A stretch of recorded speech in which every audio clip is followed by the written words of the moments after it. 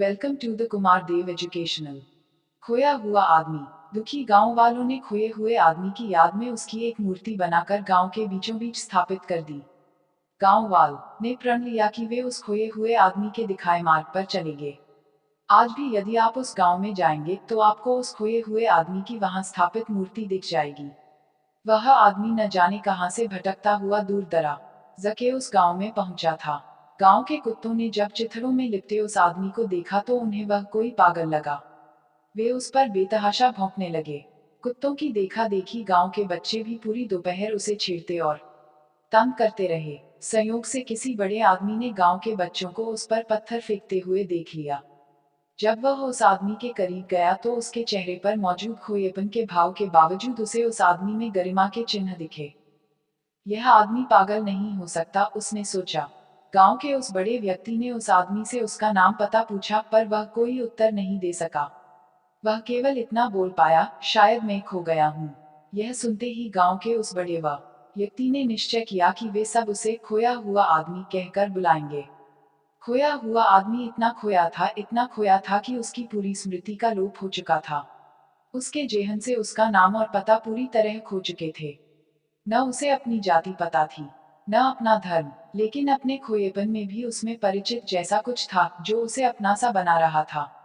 लिहाजा जब उसे गांव के अन्य लोगों के पास ले जाया गया तो उसे देखते ही सभी एक स्वर में बोल उठे, अरे, यह खोया हुआ आदमी तो बेहद अपना सा लग रहा है। उन्होंने उसे अपने ही गांव में रख लेने का फैसला किया। खोए हुए आदमी की आवाज बहुत मधुर थी। कभी कभी वह अपनी सुरीली आवाज में कोई खोया हुआ गीत गाता था तो उस गांव की गाय भैंसे जैसे उसके गीत की स्वर लहरियों से मंत्रमुग्ध होकर ज्यादा दूध देने लगती। गांव के बच्चे उसका गीत सुनकर उसकी ओर खींचे चले आते। गांव के बड़े बुजुर्गों को भी उसके गीत उनकी यौव अवस्था के सुंदर अतीत की याद दिलाते। गांव के लोगों ने पाया कि जब से वह खोया हुआ आदमी वहां आया था, गांव के फूल और सुंदर लगने लगे थे, गांव की तितलियां ज्यादा मोहक लगने लगी थी, गांव के जुगनू ज्यादा रोशन लगने लगे थे। गांव के बच्चे भी अब ज्यादा खुश रहने लगे थे क्योंकि बच्चों को वह सम्मोहित कर देने वाले कमाल के गीत सुनाता था। गांव के कुत्ते अब उसके सगे हो गए थे। वे उसके आसपास ऐसे चलते जैसे उसे गार्ड ऑफ ऑनर दे रहे हों। उन्हीं दिनों गांव की एक वृद्धा को सपना आया कि वह खोया हुआ आदमी दरअसल उसका बेटा था जो बचपन में कहीं खो गया था। तब से वह उस खोए हुए आदमी को अपना बेटा मानने लगी। वह एक गरीब स्त्री थी जो घास काट कर, उपले थाप कर और पेड़ पौधों की लकड़ियां इकट्ठा करके अपना जीवन चलाती थी। उसने खोए हुए आदमी को अपने सपने के बारे में बताया। खोए हुए आदमी ने खुशी खुशी उस वृद्धा को अपनी मां मान लिया और उसके साथ रहने लगा। उसने अपनी मां की इतनी सेवा की कि वृद्धा को लगा कि उसका जीवन धन्य हो गया। धीरे धीरे गांव वालों को खोए हुए आदमी के कई गुणों के बारे में पता चलने लगा। वह पशु पक्षियों से बातें करता प्रतीत होता। लगता था जैसे वह पशु पक्षियों की भाषा जानता था। वह आंधी, तूफान, चक्रवात आने, ओले पड़ने या टिड्डियों के हमले के बारे में गांव वालों को पहले ही आगाह कर देता। उसकी भविष्यवाणी के कारण गांव वाले मुसीबतों से बच जाते। जब एक बार गांव में सूखे की स्थिति उत्पन्न हो गई तो खोए हुए आदमी ने आकाश की ओर देखकर न जाने किस भाषा में किस देवता से प्रार्थना की।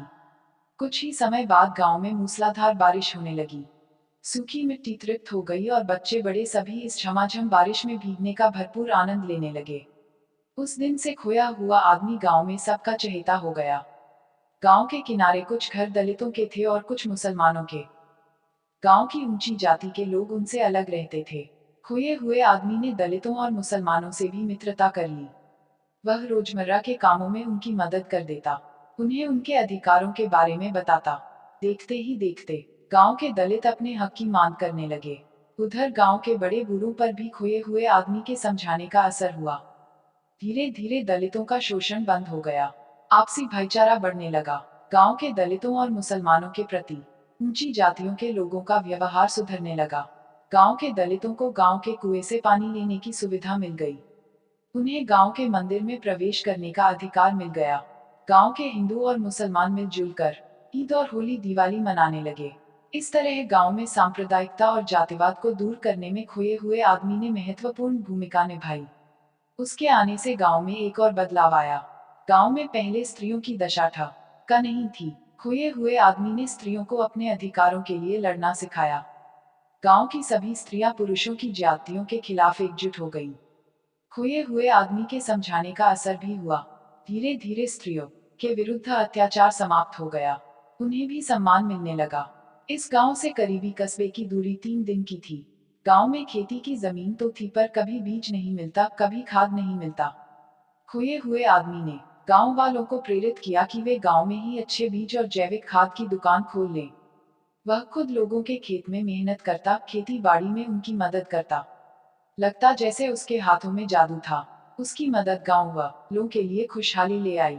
गांव का तालाब मछलियों से भर गया। गांव में उगे फलों के पेड़ फलों से लद गए। खेतों में फसलें लहलहाने लगी। मौसम अच्छा बना रहा। गांव वालों ने इन सब का श्रेय खोए हुए आदमी को दिया। उन्हें लगा जैसे उसकी मौजूदगी में बरकत थी। धीरे धीरे वह पूरे इलाके में लोकप्रिय हो गया। पड़ोस के अन्य गांवों के लोग भी उसके मुरीद बन गए। शुरू शुरू में कुछ लोग उसे प्रश्नवाचक निगाहों से देखते थे, पर ये हुए आदमी का चेहरा इतना विश्वसनीय था और उसका व्यवहार इतना सरल और सहज था कि धीरे धीरे उसके आलोचक भी उसके प्रशंसकों में बदल गए।